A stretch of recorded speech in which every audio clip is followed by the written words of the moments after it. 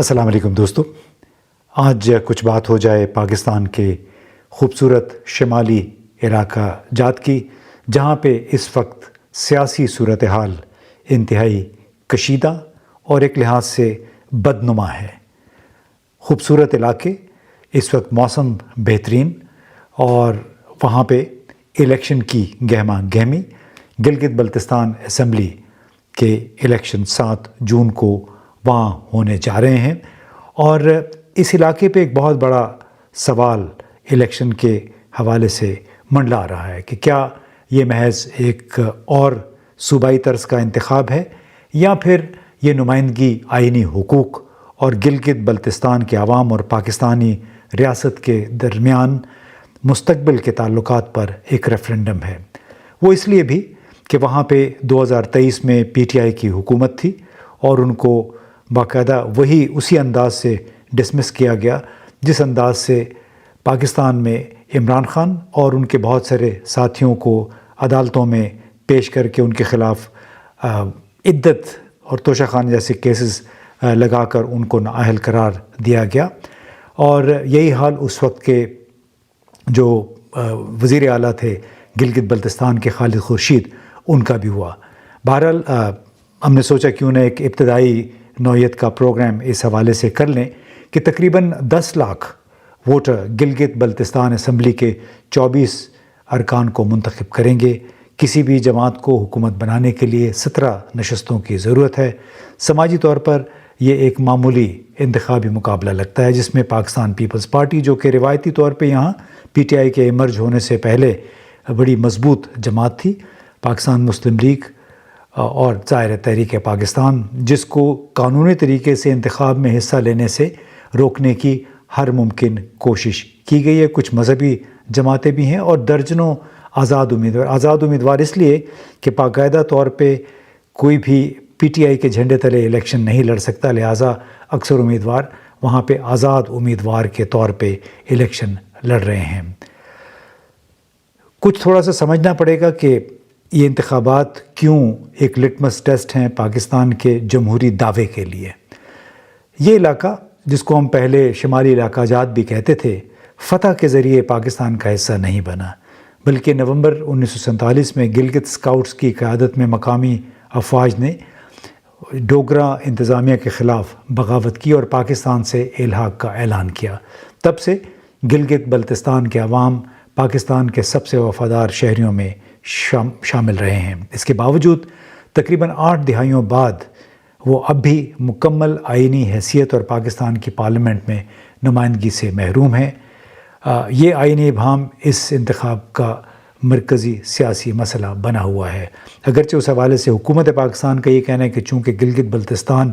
کشمیر سے ملحق ہے اور کشمیر کی حیثیت اقوام متحدہ میں متنازع ہے،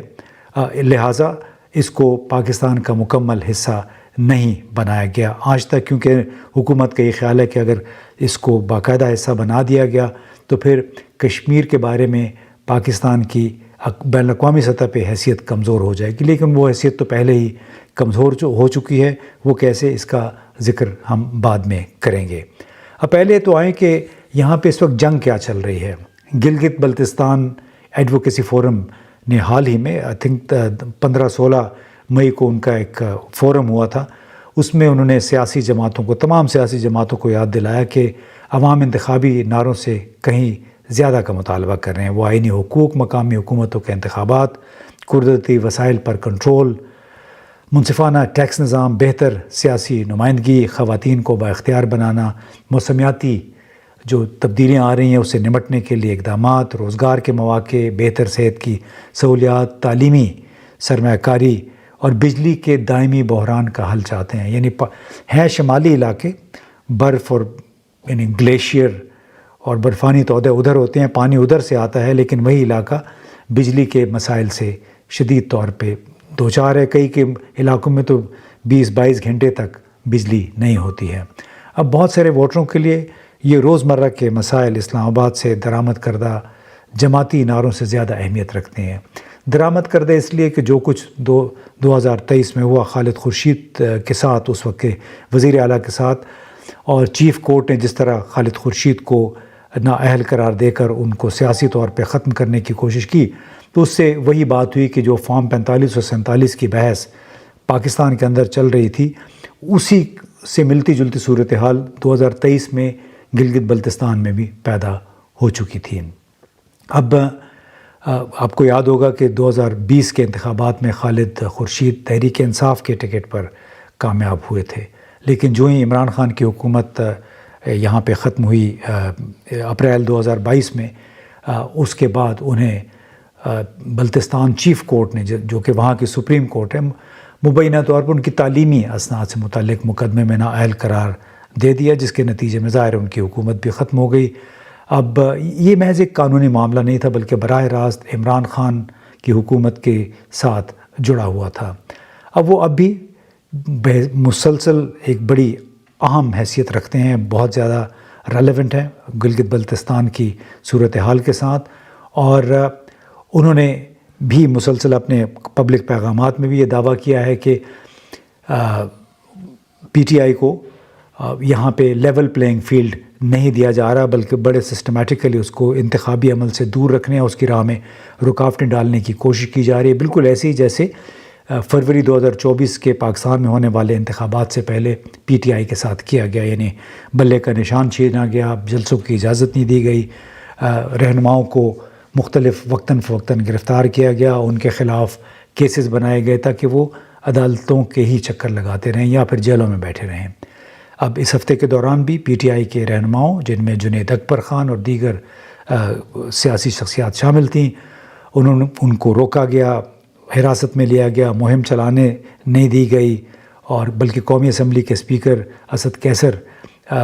کو اسکردو جانے سے روکنے کے لیے انہیں اسلام آباد کی طرف جو ایئرپورٹ کی طرف جو رستہ جا رہا تھا، اس میں تو گزشتہ روز یعنی اس ہفتے کے روز میل میل تک قطاریں لگ گئی گاڑیوں کی، کیونکہ صرف اسد کیسر کو روکنا تھا اسکردو جانے سے،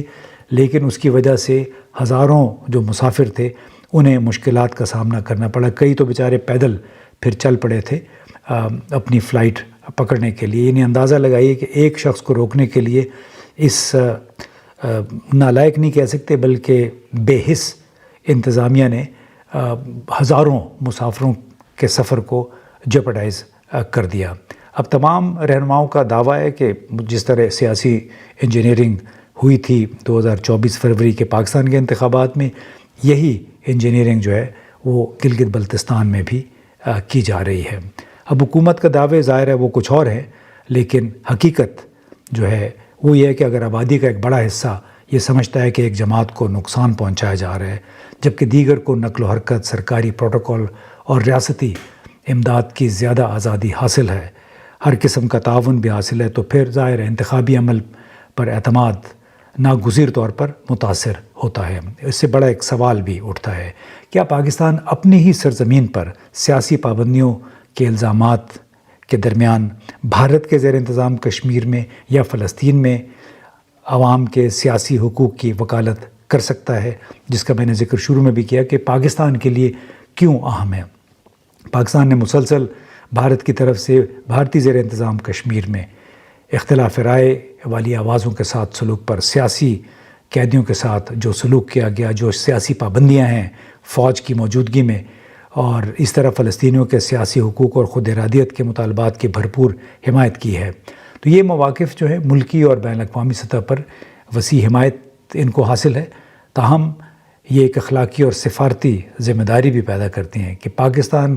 کو اپنے گھر میں بھی سیاسی آزادیوں اور جمہوری شرکت کے لیے اسی عزم کا مظاہرہ کرنے کا عملی اقدامات سے، لیکن ایک بہت بڑا تضاد نظر آتا ہے کشمیر اور فلسطینیوں کے لیے اس کے مطالبات میں، بین الاقوامی فورم میں، ایڈوکیسی میں، اور جو کچھ پاکستان کے اندر پی ٹی آئی کے ساتھ کیا گیا ہے اور گلگت بلتستان میں اس وقت 7 جون کے الیکشن سے پہلے ہو رہا ہے۔ اب مسئلہ بنیادی طور پہ یہ نہیں ہے کہ پی ٹی آئی کو جیتنا چاہیے یا ہارنا چاہیے، انتخابات یہ فیصلہ کرنے کے لیے ہوتے ہیں۔ مسئلہ یہ ہے کہ آیا تمام سیاسی کرداروں کو برابری کے ساتھ مقابلہ کرنے کے مواقع ملتے ہیں یا نہیں، یا پھر سیاسی جبر اور کے ذریعے دوسروں کا راستہ، جو اپوزیشن جماعت ہے اس کا راستہ محدود کرنے کی کوشش کی جاتی ہے۔ اب جمہوری حقوق اور سیاسی آزادیوں کے محافظ کے طور پر پاکستان کی بین الاقوامی سطح پر خود کو پیش کرنے کی صلاحیت بلا شبہ اس تمام الیکشن سے کمزور ہوتی ہے، اور اسی وجہ سے یہ ایک فالٹ لائن کی بھی حیثیت رکھتی ہے. یعنی اگر یہاں پہ حالات بگڑتے ہیں، سیاسی طور پہ سب سے بڑی جماعت اگر سمجھتی ہے اس کے ساتھ زیادتی ہوئی ہے، تو اس کو پاکستان کے دشمن ایکسپلائٹ کیوں نہیں کریں گے، اس سے فائدہ کیوں نہیں اٹھائیں گے، اس کو ہوا کیوں نہیں دیں گے؟ یہ تو بڑی سیدھی سی بات ہے. خاص طور پہ گلگت بلتستان میں مخصوص علاقوں میں جو کوہستان کا علاقہ ہے، پھر خود گلگت کے کچھ علاقے ہیں، وہاں پہ مذہبی جو عسکریت پسند یا انتہا پسند ہیں ان کا بھی اس وقت کافی چرچا سنا جا رہا ہے. بلکہ گزشتہ کوئی 2 ہفتے پہلے وہاں پہ عسکریت پسندوں کے خلاف کچھ آپریشنز بھی ہوئے. اس کا ذکر ہم نے قومی میڈیا میں نہیں سنا، لیکن وقتاً فوقتاً وہاں پہ ایسی صورتحال پیدا ہوتی رہتی ہے جس سے عوام میں تشویش کی لہر دوڑ جاتی ہے. کیونکہ جو گلگت بلتستان کے کوئی 10 لاکھ کے قریب ووٹر ہیں، ان کی اکثریت شیعہ ہیں یا اسماعیلی شیعہ ہیں یا دوسری شیعہ آبادی ہے. اکثریت بہرحال شیعہ آبادی ہے، اور اسی وجہ سے اس کی سینسٹیوٹی میں اور اضافہ ہو جاتا ہے کہ ایک طرف تو یہ کشمیر کے ساتھ ملحق علاقہ ہے، یعنی متنازع کشمیر، دوسری طرف یہاں کی آبادی زیادہ تر شیعہ مسلم سے مشتمل ہے، اور تیسرا یہ کہ ان کو ان کے سیاسی حقوق ایکسرسائز کرنے سے روکا جا رہا ہے. یعنی بہت سے دوسرے علاقوں کے برعکس گلگت بلتستان ایک غیر معمولی حساس جغرافیائی سیاسی جگہ پر واقع ہے. اس کی سرحدیں چین، افغانستان، متنازع علاقے یعنی جموں کشمیر کے ساتھ ملتی ہیں. چین پاکستان ایک اقتصادی راہداری کے اسٹریٹجک لحاظ سے اہم حصوں کی بھی میزبانی کرتا ہے. یعنی گلگت سے ہوتا ہوا گلگت، کریم آباد، پھر سوست اور چین کی سرحد تک یہ علاقہ جو ہے جس کو خنجراب کہتے ہیں، یہ سارا اس پہ بلکہ چونکہ پاکستان کا حصہ ہے، پاکستان اس کو اب اسمبلی بھی وہاں پہ موجود ہے، لیکن بھارت نے بھی یہ اعتراض کیا تھا کہ سی پیک جو ہے وہ یہاں سے یہ متنازع علاقہ ہے، یا سی پیک کا یہاں سے گزرنے یا کسی بھی منصوبے کا، ایسے منصوبے کا جو چین سپورٹ کر رہا ہے، وہ یہاں پہ ناجائز ہے اور اقوام متحدہ کی قراردادوں کے ساتھ وہ متصادم ہے. اب ایسے علاقے میں سیاسی انتقام، سیاسی انتظام اور سیاسی ایکسکلوژن جس کو کہتے ہیں، یعنی دوسرے امتیازی سلوک، وہ بڑا خطرناک نتائج کو جنم دے سکتا ہے. وفاداری کو انتظامی دباؤ سے مضبوط نہیں کیا جا سکتا. مقامی لوگ ہر دل بالکل چاہتے ہیں پاکستان کے ساتھ رہیں. شرکت، شمولیت اور اعتماد کے ذریعے وہ یہ رشتہ مزید مضبوط کیا جا سکتا ہے. لیکن انتخابات ذہن میں رکھنا چاہیے کہ محض ایک ایکسرسائز کے طور پہ نہیں ہونے چاہیے جب تک تمام سیاسی جماعتوں کو اس میں مکمل طور پہ شفاف انداز میں حصہ لینے کی اجازت نہ ہو. اور جو گلگت بلتستان ایڈوکیسی فورم ہے اس نے یہ بھی کہا کہ جو اقتصادی مسائل کو اجاگر کیا، بے روزگاری، بجلی کی قلت، نظامت کی خامیاں، اور ساتھ میں یہ بھی کہا گیا کہ جمہوری انداز میں ان کے مسائل کا حل بڑا ضروری ہے. لہٰذا جب تک اس سوال کا جواب نہیں دیا جاتا کہ اس علاقے کا آئینی مستقبل کیا ہے، آئینی سٹیٹس کیا ہے، گلگت بلتستان کا ہر انتخابات نشستوں، جماعتوں یا حکومتوں سے کہیں زیادہ معاملات جو ہیں اس پر محیط ہوگا. یہ مسئلہ ہے پہچان، حقوق، نمائندگی. پاکستان اور اس کے سب سے زیادہ اسٹریٹجک اہمیت کے حامل علاقوں میں سے ایک کے درمیان آپ کو انتخاب کرنا ہوگا. یعنی ایک طرف ایک اسٹریٹجک علاقہ ہے، وہاں کے عوام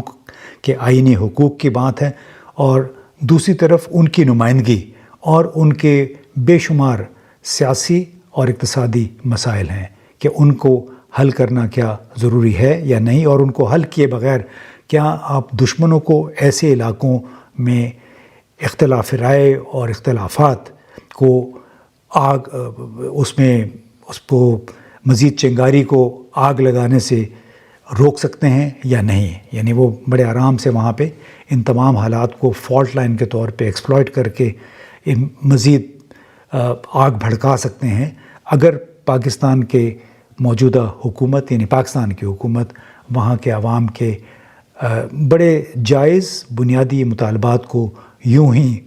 پاؤں تلے تو میں نہیں کہوں کہ رونتی رہی بلکہ نظر انداز اگر کرتی رہی تو پھر ظاہر ہے جو عوام کے اندر غالب اکثریت کے اندر جو احساس محرومی ہے، جو غصے کے جذبات ہیں، وہ کبھی ٹھنڈے نہیں ہوں گے۔ لہٰذا اب دیکھنا یہ ہے کہ آئندہ 5-6 دن کے دوران انتخابات سے پہلے اور عین انتخابات کے دن کس نوعیت کی سیاسی انجینئرنگ ہوتی ہے اور کس انداز میں پی ٹی آئی جو غالب، اور یہ بھی بات ثابت ہے کہ اکثریت عوام کی پی ٹی آئی کے ساتھ ہے، کیا اکثریت نمائندوں کی پی ٹی آئی کے جو پی ٹی آئی سے تعلق رکھنے والے امیدواروں کی پارلیمنٹ میں آتی ہے یا نہیں، اس کا فیصلہ 7-8 جون کو ہو جائے گا۔ بہت بہت شکریہ۔